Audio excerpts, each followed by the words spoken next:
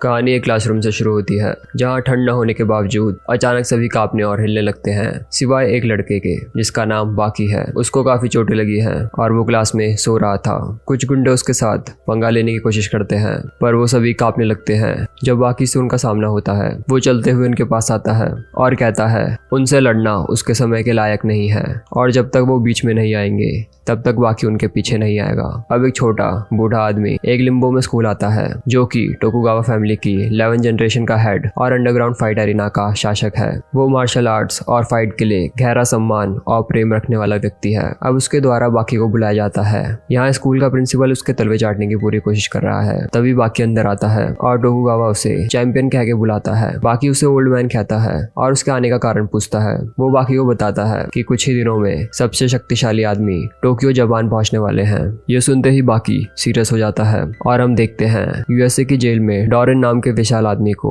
फांसी के लिए ले जाया जा रहा है। जब वो उससे उसकी आखिरी इच्छा पूछते हैं तो डॉरेन कहता है वो हार का स्वाद चखना चाहता है। अब फांसी की प्रक्रिया शुरू होती है और कैदी को 10 मिनट तक लटकाया जाता है ताकि उसके मरने की पुष्टि हो सके। पर जब उसे नीचे उतारा जाता है तो वो जाग जाते हैं।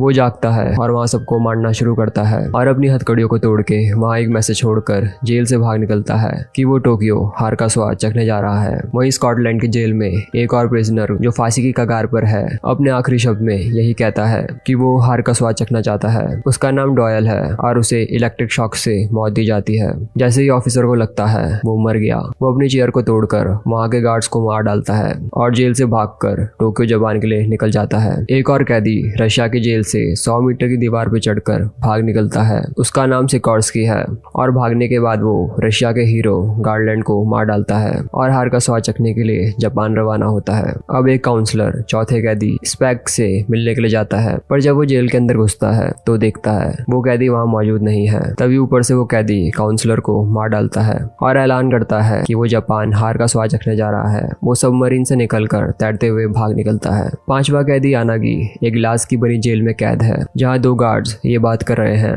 कैसे उसने 12 मुजरिमों को आसानी से मार डाला। जिस गिलास में वो कैद है वो इतना मजबूत है कि उसे रॉकेट से भी नहीं तोड़ा जा सकता। यानागी खड़ा होता है और चलते हुए किनारे आकर गिलास में अपना हाथ रखता है और एक छोटा सा वैक्यूम प्रेशर बना के गिलास को तोड़ डालता है और गार्ड्स को मारकर टोक्यो हार का स्वाद चखने के लिए निकल जाता है। टोकुगावा बताता है कि ये 5 आदमी हाईली स्किल्ड फाइटर्स हैं और वो जापान बाकी के लिए आ रहे हैं और ये जंग अंडरग्राउंड मार्शल आर्ट्स और क्रिमिनल मार्शल आर्ट्स के बीच होने वाली है। अब एक पार्क में रॉबिन्सन जो कि एक किक बॉक्सिंग चैंपियन है अपनी प्रैक्टिस कर रहा है। डॉयल उसे देखता है और उसकी तरफ न्यूज़पेपर फेंकता है जिससे उसके चेहरे पे कट लग जाता है। रॉबिन्सन डॉयल का कॉलर पकड़ने की कोशिश करता है लेकिन उसकी सभी उंगलियां उसके कॉलर में मौजूद रेजर से कट जाती हैं। फिर डॉयल उसकी गर्दन को अपने कोहनी में लगे रेजर से कट कर देता है। अब जिन पुलिस को बाकी ने पहले डराया था वो कुछ गैंग्स मेंबर्स को बाकी से फाइट करने के लिए कहता है। अब उनमें से एक बाकी को पार्क में लड़ने के लिए बुलाता है। बाकी उसका ऑफर मान लेता है और अपने हाथ में लगे प्लास्टर को सिर्फ अपने मसल फ्लेक्स करके तोड़ डालता है। अब एक आदमी हाथ में बड़ा सा हथियार लिए बाकी की तरफ उसे मारने के लिए बढ़ता है पर बाकी के डराने धमकाने से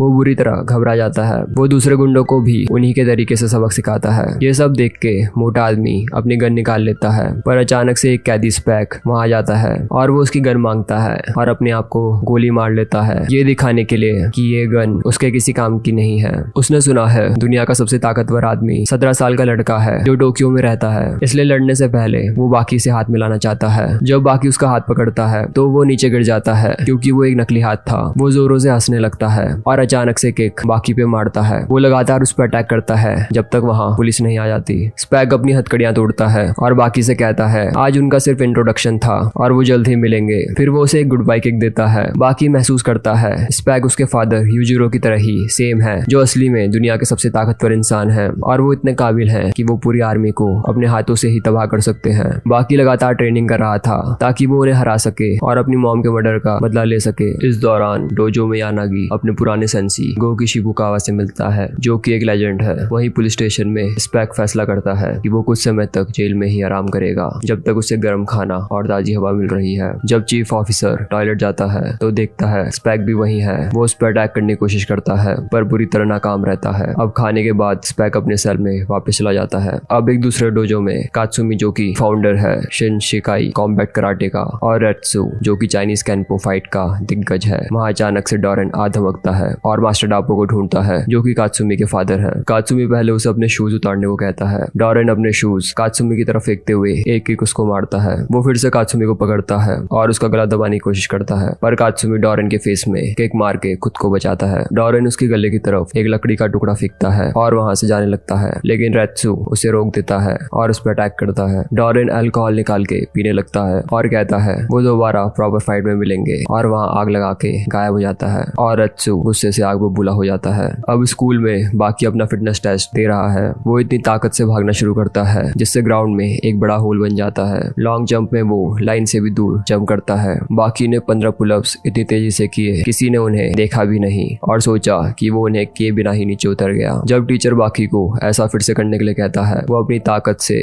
बार को खुद ही तोड़ डालता है। टीचर उससे कहता है कि वो टेस्ट में फेल हो जाएगा क्योंकि उसने 1500 मीटर रेस के लिए एक भी एक्सरसाइज ढंग से नहीं की है। बाकी एक शर्त रखता है, अगर उसने वर्ल्ड रिकॉर्ड तोड़ दिया तो क्या उसका टीचर उसे पास करेगा। टीचर कहता है अगर उसने ऐसा कर दिया तो वो उसे परफेक्ट स्कोर देगा। बाकी अपनी शर्ट उतारता है और उसकी मसल्स देख के हर कोई सोचता है उसने स्टेरॉइड्स लिए हैं। बाकी भागना शुरू करता है और तुरंत ही सबसे आगे निकल जाता है। वो 400 और 800 मीटर का रिकॉर्ड भी तोड़ डालता है, लेकिन जैसे ही वो 1000 मीटर की लाइन पे पहुंचता है, बाकी इमेजिन करता है कि उसने बहुत सारा भार उठा रखा है जिससे उसकी स्पीड कम हो जाती है, क्योंकि बाकी ने हमेशा स्ट्रेंथ के लिए ट्रेनिंग करी ना कि पावर के लिए। लेकिन टीचर उसे फिर भी पास कर देता है। उसी रात कांजी अपने स्टूडेंट को टोकुगावा से इंट्रोड्यूस करता है जो कि फॉर्मर जूडो वर्ल्ड चैंपियन है। वो बड़ी बड़ी बातें करता है कि वो किसी भी जगह फाइट कर सकता है अगर कोई कहे रेडी टू गो। सिकॉर्स्की पीछे से आता है और कहता है रेडी गो। वो तुरंत ही उस आदमी को अपने मुक्कों से धराशायी कर देता है। वो कहता है अगर किसी को भी फाइट शुरू करने के लिए कहना पड़े वो असल में फाइटर नहीं है।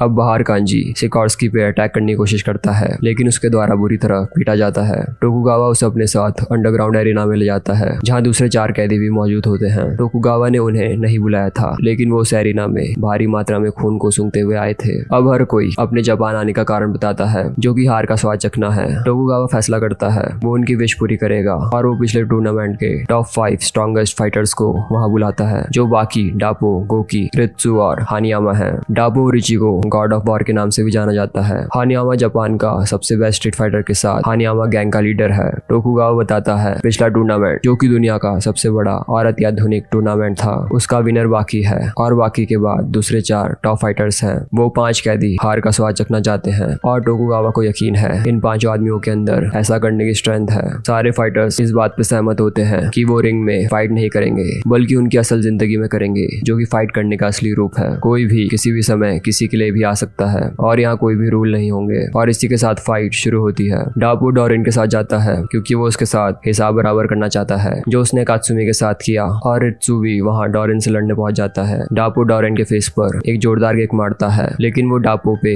आग से अटैक करता है। वो अपने आप को आग से बचाने के लिए हैंड रोटेशन डिफेंस टेक्निक का यूज करता है। इस दौरान कांजी सिकॉर्स्की के पास अपने 2 आदमियों को भेजता है ताकि वो उसका बदला ले सके। वो उसे बांधकर अपने साथ डोजो ले जाते हैं। जब डापो अपना बचाव आग से करता है, डोरेन पतली तारों से उसका पूरा हाथ काट डालता है। डापो अपनी चोट पे प्रेशर डाल के ब्लीडिंग को रोक देता है। डोरेन उसे ऑफर देता है कि वो हार मान ले, लेकिन डापो कहता है जब रोज की तरह वो अपनी उंगलियों को ट्रेन कर रहा था तब उसे काफी फ्रैक्चर आए थे, जिस वजह से वो कभी अपनी पूरी ताकत यूज नहीं कर पाया। लेकिन अब वो अपनी उंगलियों के बिना पूरी जान से उस पर हमला कर सकता है और वो एक करारा पंच उस पर मारता है और गायब हो जाता है। वहीं डोजो में कांजी सिकॉर्स्की पे गोलियां चलाता है, लेकिन इसका उस पर कोई असर नहीं दिखता क्योंकि उसने बुलेट प्रूफ वेस्ट पहनी है। सिकॉर्स्की तुरंत ही कांजी के साथियों को पीट डालता है। ये देख कांजी डर जाता है और सरेंडर कर लेता है, लेकिन सिकॉर्स्की उस पर रहम नहीं खाता और उस पर अटैक करने लगता है क्योंकि वो इस बात पे भड़का हुआ था कि वो कितना स्वार्थी है जो सिर्फ अपने बारे में सोच रहा है और अपने साथियों का बदला नहीं ले रहा है। वो कांजी को पूरी तरह धोकर वहां से चले जाता है। अब अगले दिन बाकी काजुई के साथ डेट पे जाता है जो कि उसके लैंडलॉर्ड की बेटी है। चलते हुए कुछ आदमी उन्हें घेर लेते हैं और बाकी से उसके सारे पैसे मांगते हैं,